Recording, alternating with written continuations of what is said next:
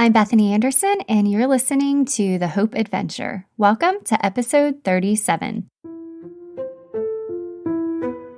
The Hope Adventure is a place for God stories and conversations, all with the intent of reminding us that the greatest adventure is His presence. And His presence is embedded with hope. Before we launch into today's episode, I just want to acknowledge that I know we are living in a time of uncertainty right now.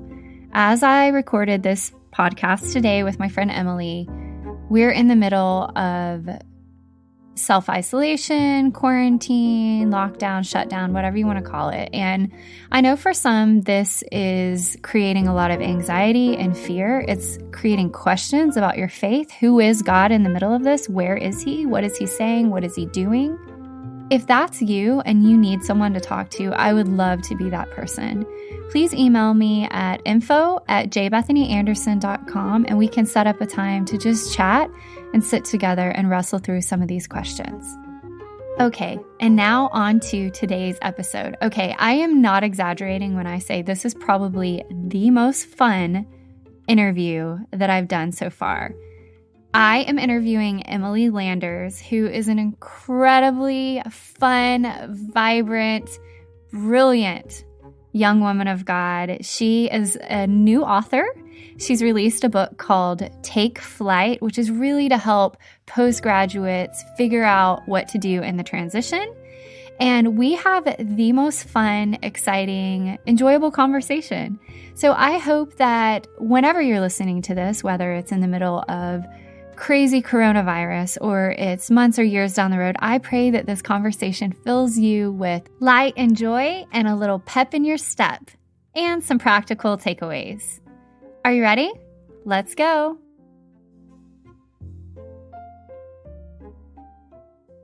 Hello, Emily. Welcome to the Hope Adventure podcast. How are you? I'm doing well. Thank you so much for having me, Bethany. This is so fun. Well, I'm really excited to have you on the podcast for lots of reasons. Number one being that I think we're both Enneagram 7s. Absolutely. And we are. so we can kind of speak the same language. And it's funny because I have known you. Let's see, when did you guys gosh. move to McKinney? 12 years ago, maybe. We left, but we were there 11 years before that. So we moved there when I was in third grade. Okay. And I have lots of memories of you as a kid. Obviously your dad was the pastor of our church and we love your family. Yeah. And I have this visual of you as like the perpetual mascot of McKinney High School. Wait, were you mascot? Am I making that up? No, I wasn't a mascot. I was a cheerleader, but I think I've always had the spirit of a mascot. So absolutely, you have a spirit of a mascot. That is so fun. Oh my gosh, that is so fun. Yeah. And I remember every once in a while I would babysit you guys and I used to drive a 2000 Volkswagen Beetle. Yes. Oh my gosh. It's all coming back to me. I know. And I would take you and your twin sister and we'd go on rides around the neighborhood. And anyway, we thought we were the coolest. When we were with you, we thought we were the coolest. I have the same memory of you, but I always thought that you were just so amazing and wonderful. And then you went off and lived this adventurous, fabulous life that I got to watch. And so I'm just as excited to catch up with you as you are me, I think. Yes, I think so. Well, it's mutual. Well, I'm so excited to have you on the podcast. And I just want to talk a little bit about what's going on in your life and what you're up to. And let's just start by talking about your book that you've released. I'm so excited to watch that. Tell me about that. Thank you. Yeah. Yes. So from one author to the other, which is really fun. Yes. It's really interesting, the timing of all of this, because I launched the book a year ago during this time of year. So I'm having all of these book flashbacks and memories, but Basically, my book is called Take Flight, and it's a guide to navigating post-grad life and the tools students need to launch their career. Awesome. And it's been, like any book, a long time coming. I thought about it for many years, and the season of life that one of the most powerful seasons of life for me was that transitional season between college and my first job. And Yeah. I had a lot of fun during that season, and I know you did too. That was Yeah. a really, really, like, just a fun time, and I noticed in the past few years as I would meet with college girls, or I would get to know that group of that age group a little bit better. I was like, okay, the hope and the fun is kind of lost on some of them. How could I encourage them? And so with my company and with my business, I did an internship for a little bit, and that really was so great, but it was a little overwhelming, and I didn't have that one-on-one connection that I had hoped for. And that's where the inspiration for the book came from, was, well, wait a minute, maybe if I put this internship and put my experience into a book, it could be helpful for more people than just my interns. So it's been amazing to see, and it's all self-published, and I think I'm really proud of how it's turned out, and hopefully it's kind of just the beginning. Yes, just the beginning. I love that. And I love that I've kind of watched from a distance just the interaction that you've had just with that age group and that demographic. And I just see so much. It's like you're a magnet for the generation Oh. that's now kind of transitioning. And Mhm. I love that you're giving them practical information. And it sounds like a little Mhm. bit of hope and encouragement along the way. Um, Mhm. so what would you say, like, what if somebody were to read your book without giving it all away, Take Flight, Mhm. what are Mhm. the big takeaways? What's the message that you're communicating and trying to encourage these people with? Mhm. Mhm. Well, hopefully, and this just ties in so beautifully with you, hopefully hope is probably the first thing. That Awesome. season of life, it can feel hopeless at times. It's very confusing. I would say it's the first season, at least in education, that you don't have the next 4 years planned, which is wild and can be very Yeah, unsettling for some people. for And I sure. think too, just to think creatively about that season of life. For you, I know you were doing a ton of traveling, amazing, amazing stuff. I would even love to Mm. hear what you were up to right after Yeah, graduation. sure. And for me, I took that time to kind of do the same and move to New York City. So my big push in the book is, hey, why not now? What is the thing you've been hoping to do? You're not Uh, tied down, you're young. Bring that excitement into life instead of the fear. Let the excitement overshadow the fear of the unknown, and go for it. That's oh that's my really what I gosh. hope people get from the book. Yes. Okay, It's so fun. It's such a I fun love that. season. I love that. It's such a first of all, I have so many things I want to respond to what you just said. I'm just so inspired by Do what you it. Do said. it. Okay, I when I was at Baylor University, which is where we both happen to go as well. Yes, and Um, we were both Pi-Phis, if I may. yes, we're all the things. Yes. See, Pi Phi, I love sevens, it. the spirit of Sevens. I mascots. love it. um, Absolutely. okay, when I was a senior in high school, I had one of those flip calendars. That's like a block, and every day you tear off a Yep. different page. Yep. Um, and this quote, I remember I was a senior in high school, and there was a quote, and it said, "When shall we live, if not now?" And it was Mhm. by Seneca, who's like an old philosopher. And I Mhm. took that little quote on that little Mhm. cute, paper that probably had some, I don't know, what were those babies with the flowers? The lady that made Oh Ann yeah. Geddes or whatever. Yes. It was probably like that. And Hilarious. I hung it on my door my freshman year Yeah. at Baylor. And that Mhm. quote right there, "When shall we live, if not now," has been Mhm. like one of the biggest, outside of the Bible and outside of scripture, that's been one Mhm. of the strongest guiding principles of my life. And I love that that's basically Mhm. what you just said in different language. Mhm. Is like Mhm. what like we all we have right now is now. Like Right. let's captivate on it, and like let's make the most of it. And I think as someone who expresses Enneagram 7 tendencies. They say you shouldn't Yes. say I am a 7 or whatever. Right. But as Right. someone who does, as both of us who do, I think that's part of it is like wanting to touch, taste, feel, experience Mm-hmm. all that life has to offer because there's so much joy and beauty and creativity and color. And um, Absolutely. I'm a big believer in like the gap year. Mm-hmm. Um, Yes. and so what you're talking about with take flight is like that transition afterwards out of Right. college or out of grad school, whatever that looks like into the next season of your life. Like Right. that moment to just grab life by the horns and say, let's live Mm-hmm. this fully and do the things that are in your heart to do. Like no turning back, no Mm-hmm. fear, no shame, Mm-hmm. no guilt. Mm-hmm. Like, let's Mm-hmm. do this. And what does that look like? I love that. Yeah. And I think God places those ideas and dreams in our hearts and in our minds at different seasons.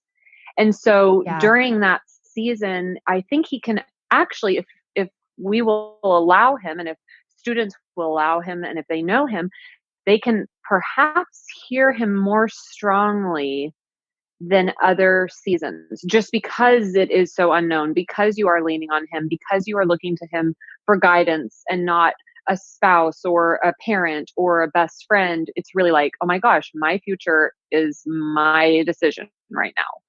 And so I think Yes. that for whatever reason, for me, during that season, I just, and I wasn't, and this is something hopefully that it can encourage folks too. I wasn't like, all A plus student either. This is not like I'm like, some driven college student. And then my junior and senior year, I was like, all right, all of my A's are piled up behind me and I'm off to live my dream.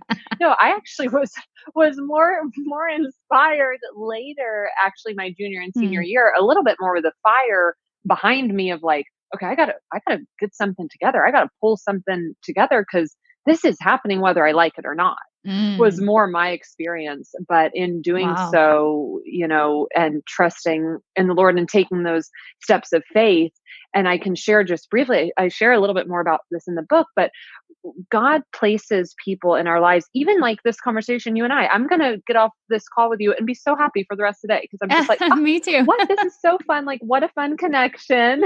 Yeah. And it's just so encouraging. But I think that to be alert and to be looking for those connections, you never know where they're going to come from. And for me, the Yeah. connect that shaped my post grad season of life was my parents' next door neighbor.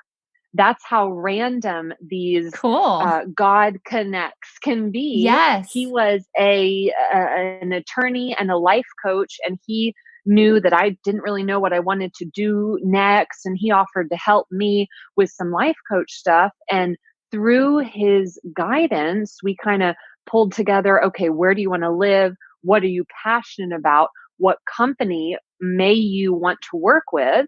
And through those questions, we found out, okay, at the time I loved running. I still do, but I was running and training for a marathon at that point. So that was a Wow. big thing.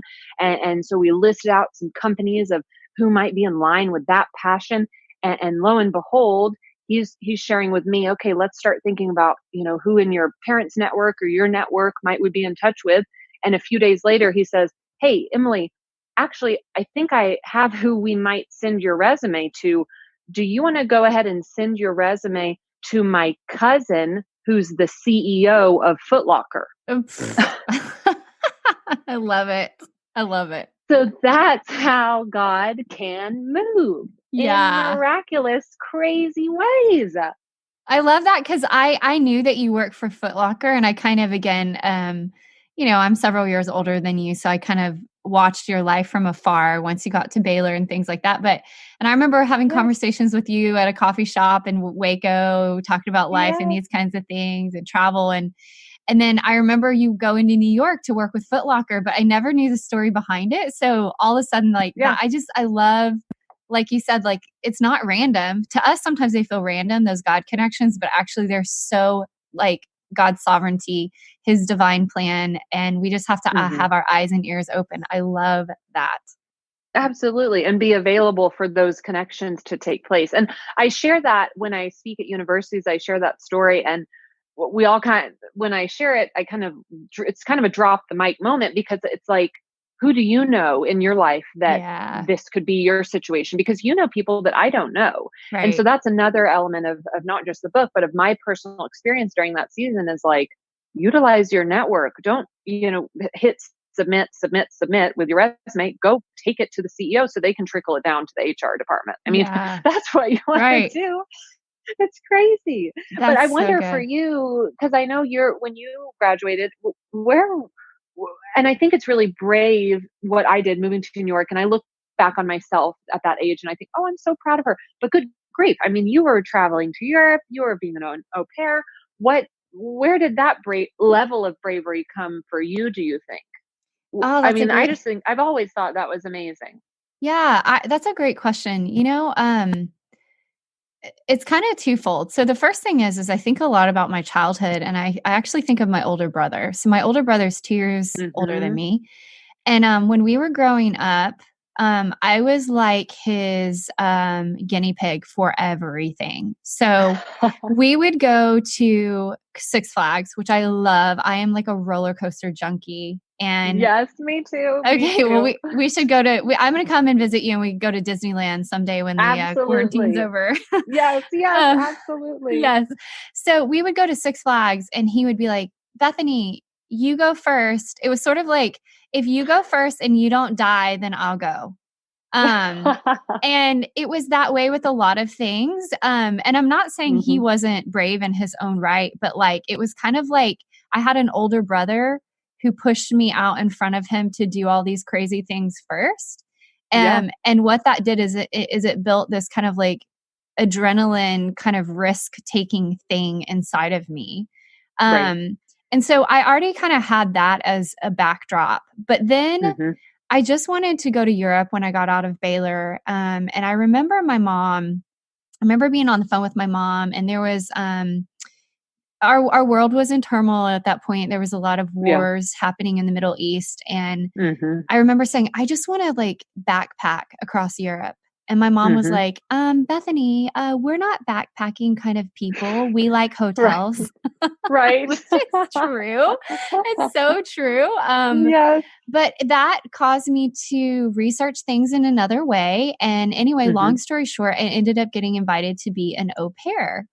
Mhm. And what's interesting about that is when I committed to do that, to be an au pair in France, the Mhm. couple was American, and we had this plan that we would meet in New York City because they were on like their summer vacation. We'd meet in New York. Okay. I would stay with them in their apartment, meet the kids. Uh-huh. If we weren't a good fit, then I could get back on a plane and fly back to Dallas, and they would fly Uh-huh. over to France. Uh-huh. Um, and we did. And I got there and I thought, these people are pretty great. I feel safe around them. So it was kind of Uh-huh. like I put my foot in the puddle a little bit just to test the Yes. waters. And Yes. then I felt okay. And then after that, once I moved over and ended up being their au pair for a while, Uh-huh. what happened is I just felt like actually the biggest revelation I had, and you may have a similar revelation that you had in New York with this, Uh-huh. is oh my gosh, I can do this. Like I'm Right. away from everyone I know and everyone I Yep. love, and I have connections here and there a little bit. Yep. For me, I had a tragic family situation that happened 3 weeks after I got to France. And so Hmm. even from a faith standpoint, like there was a paradigm shift in my faith because I wanted to go home because I was Mhm. suffering. But Mhm. I felt like in that moment, God offered his friendship to me, which is something that I had Mhm. never really understood.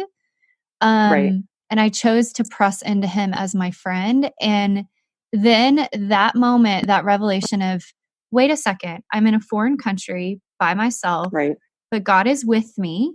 And so I'm not actually by myself. And when you're a Right. believer, and you know this, when you're a believer, you walk into a church and guess what? You have family. Like Yes. you can walk into any church on the planet and you find family immediately because we are Right. united in Christ. And it's easy to say that in theory, but when you've lived that, because I have people ask me that a lot. How come you've traveled alone so much? Like how? And I'm like, because God's family is Right. all over the world. you know? Yes. Yes. So Yes. that's a sort of halfway answer to that in the sense of bravery. But I'm I'm also a big believer in this phrase, and I would love your thoughts on this phrase. This is again Mm-hmm. another kind of mantra in my life. It actually comes from Mark Batterson's book. Oh my gosh. I love his Yes. stuff, and I'm trying to remember: is Love. it In a Pit with a Lion on a Snowy Day, or it could be Circle Maker? I think it's Circle Maker. Okay. I just finished Circle Maker, so I might be Okay, able to tell you. so he says change of place plus change of pace equals change of perspective. Oh, for sure. And Yeah. for me, my whole life is built around this concept. I want to take people when this craziness with the quarantine stuff is all over. Mm-hmm. I want to Mm-hmm. take people on trips to different places in the world to shake up their scenery, to shake up their habits and their norm. Because, like you Wow. said, whenever we are in a place that's out of the norm, I mean, hello, we're all experiencing this right now. Like our normal has completely shifted. And it's in Yeah. those moments when we feel vulnerable and we're in the middle Mm-hmm. of change and transition that we Mm-hmm. actually tune our hearts and ears into what the Father's saying and doing, and we can hear Mm-hmm. more clearly. Mm-hmm. And you kind of referenced that earlier, so I would love to know your thoughts on that. Well, that is so. That book, by the way, anyone who's listening, The Circle Maker, Matt Batterson, life changing. It's Yeah, so good. So I love that you mentioned that. yeah, Uh, could not agree more. And it's fun. This is really cool how we're kind of moving towards this. But one element that I haven't shared on the podcast in regards to what I do. Back when I graduated from college, I actually connected with a woman via Instagram comment. She was traveling all over the world and staying at all these amazing hotels and doing all these amazing things. And I actually set up an informational interview with her to say, hey, what do you do? Because I think right. I might And want to how do it. can I do that? And Hello. yes, exactly. And she is so amazing. Her name is Tiffany Dowd, and she is actually the founder of a social media company that does social media for luxury boutique hotels. And Cool. I've been working with her for the past, oh my gosh, maybe 7 or 8 years now.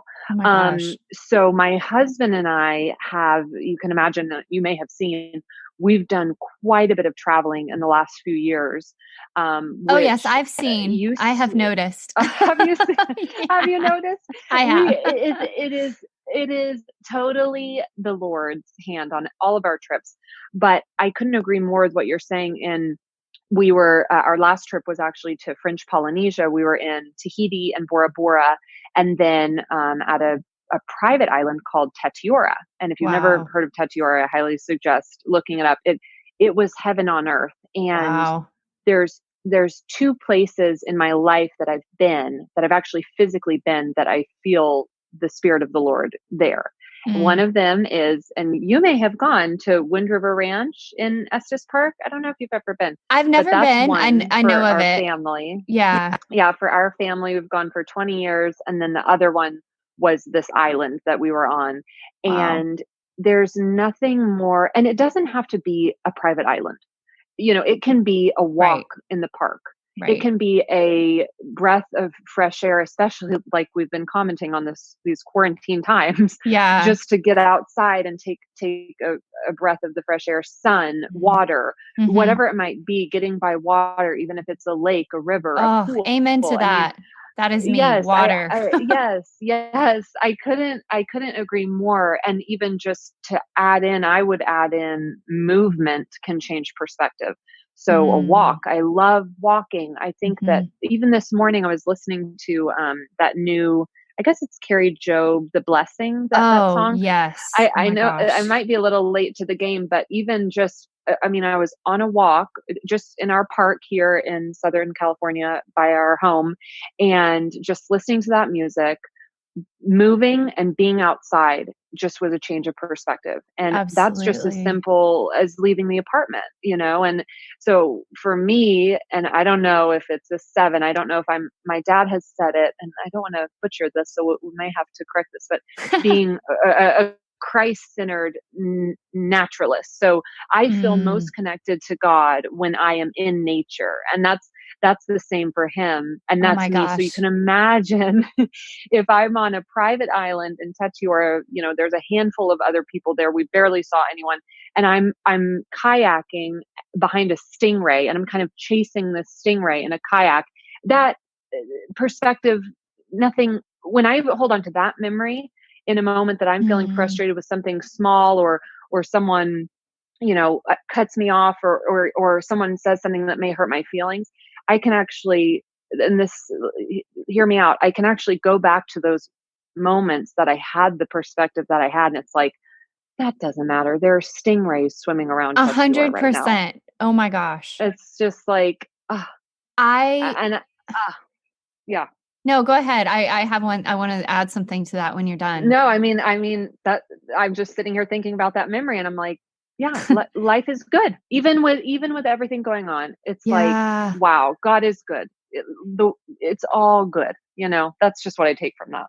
So for me, what that does is it gives me a hunger for heaven, a Mhm. hunger Mhm. for the perpetual, eternal presence of God that we Yeah, get glimpses of and tastes of in this life that we're living right totally. now. But we all know, the scripture says that God put eternity in our hearts.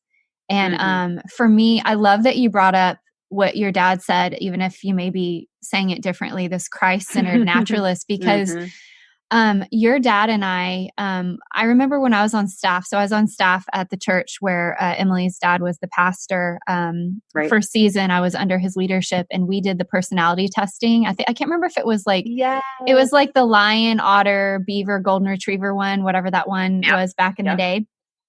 And Yep. they plotted our entire staff personality on this one massive chart.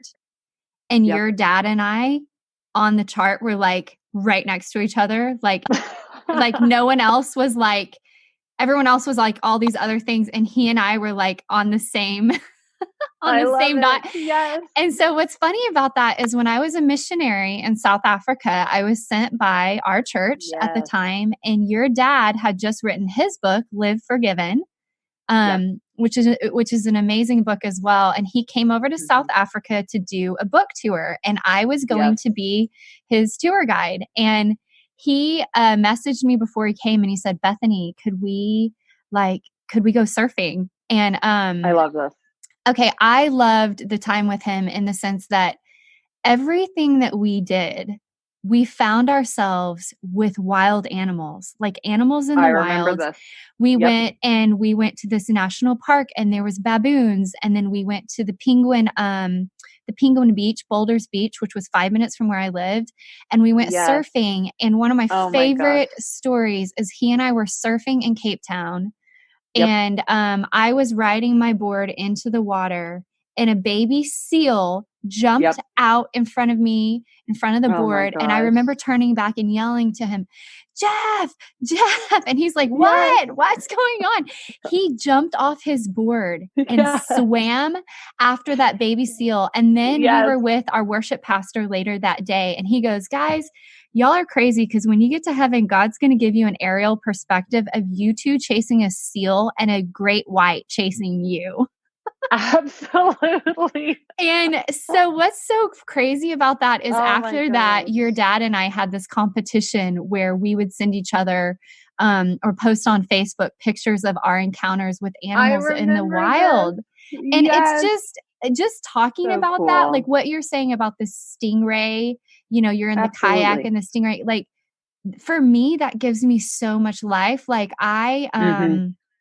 I have so many animal stories about like moments when I feel Likewise. like God Yes. gives me animals. And okay, Yes. this is terrible. I know you watch The Bachelor because I've seen your I do. Instagram about it. Okay. Oh my gosh, I do. Okay. Guilty pleasure. So me too. Okay. Same here. Like that's the only show that I follow. Okay. So 2 weeks Yes. ago, or whenever it was, the episode with the baby kangaroos? Oh yeah. Dream episode. I was bawling Oh, because like they they're were holding baby amazing. kangaroos, and I started Yes. bawling because I started thinking about all the baby animals that died in the wildfires. This is so Yes. tragic and terrible. Um, Yes. But I literally texted one of my friends and I was like, I cannot stop crying. The animals, Yes. like, it just makes me feel so like I love animal. Anyway, so we could go on a long tangent about animals No, and couldn't. Yes, creation. it's literally. I mean, it's just hysterical because I've always felt like a kindred spirit to you. But you're reminding me of all these things. I'm like, oh my gosh, I forgot about this. I But I know. have to tell you that this is hysterical because so when my dad calls me on my phone, Mhm. the picture that comes up is him sitting on the beach in South Africa after you guys were swimming with the seal. Oh my gosh, that's Isn't that amazing. cool? Because That's so cool. he loved that memory so much, and he and I are so similar that when Yeah, he came home, he's like, "I was swimming next to a baby seal." I'm like, "Are you kidding me? right. What? Like, I I would know. do anything. Are you kidding?" I think that the stingray moment was my most recent. I think my Mhm. first encounter that was that magical animal moment. We were actually in Maui, and I was stand up paddleboarding, and I Oh, saw love it. this shadow kind of down by my board, and I have a twin sister and she was paddling behind me. I said, Winnie, come over here, because I thought it was going to be a giant stingray again. Yeah. And up came a sea turtle, and it came up and just breathed air and swam right there by me, and then it just went off, and it was another God moment. It was just like, this is he would have made that sea turtle again if I was the only person on earth for me to see him. A I hundred really oh my believe that. gosh.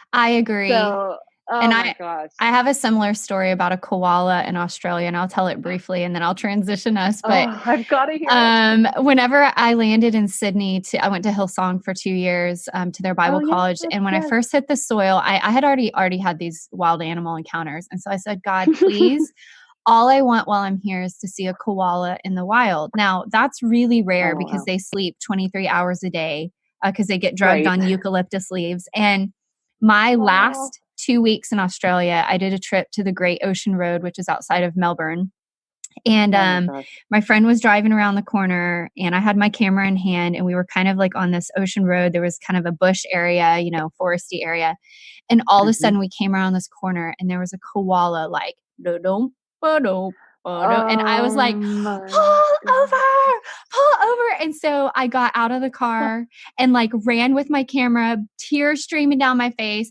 I took photos of this koala. I followed him into the Oh, forest, and I couldn't anymore until I couldn't anymore, and I got back in the car, and I was sobbing because I was like, "Guys, yes. God gave me my koala." Yes, he totally did. I He just totally oh did. my gosh. I will have to tell you, when we're not on this anymore, I will send you a link to an app I downloaded that tracks sharks and sea turtles Yes. all around the world, and you can click on them, see their name, you can see the path that they're traveling. Send away. Oh my I will gosh. do that. So, okay, just to transition, Amazing. just as a matter of time, Yes. I would love to know a couple of things. First of all, we talked Mhm. about your book a little bit. We talked about hope, that being a Mhm. big theme. What does hope mean to you? That's a great question, and as you sent this one to me earlier, and I was thinking and praying about, okay, what does this really look like for me? I think it has changed in different seasons of life, but with this one specifically, and we've kind of been talking about how we're in quarantine right now, I think hope is the expectation and belief that good will come Mm. and good in our life will come, and it's something that I personally can hold on to. I think Oh, I love that. for whatever reason, I don't know if it's parents or my childhood or life or maybe my personality, it comes easily for me. But for those that it doesn't, just to imagine that just a rope that you can hold on to, Oh, because I you love will it. come out of this. And we will come out of this and anything in life. So I think just that hope that the expectation and the belief that something good is around the corner. Oh, I love that. I so love that. Now this next question, we've kind of talked about this, and I think in our own kind of way, but I would love just to hear thoughts on this. So on this podcast, I talk a lot about how the greatest adventure is the presence of God.